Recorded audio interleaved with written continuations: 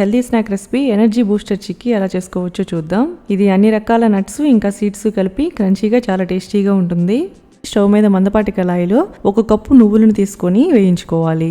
Medium ఫ్లేమ్లో కంటిన్యూస్గా కలుపుకుంటూ ఇలాగా కలర్ చేంజ్ అయ్యి మంచి స్మెల్ వచ్చేంత వరకు వేయించుకొని తీసేసుకోండి. తర్వాత ఇదే ప్యాన్లో జీడిపప్పు, బాదం పప్పు, వేరుశనగ పప్పు ఇంకా విత్తనాలు వచ్చేసి పొద్దుతిరుగుడు విత్తనాలు, గుమ్మడి గింజలు ఇవన్నీ కూడా కలిపి 1 కప్పు వచ్చేలా తీసుకోండి. 2 టేబుల్ స్పూన్ల నెయ్యి వేసుకొని వీటన్నింటినీ కూడా మీడియం ఫ్లేమ్లో ఇలా లైట్గా కలర్ చేంజ్ అయ్యేంత వరకు వేయించుకోండి. ఇప్పుడు గిన్నెలో 1 కప్పు బెల్లం, 1/2 కప్పు నీళ్లు వేసుకుని బెల్లంని కరిగించుకోవాలి. కరిగిన తర్వాత వడగట్టుకుని ఉడికించుకోండి. ఇలా ముదురుపాకం వస్తే సరిపోతుంది.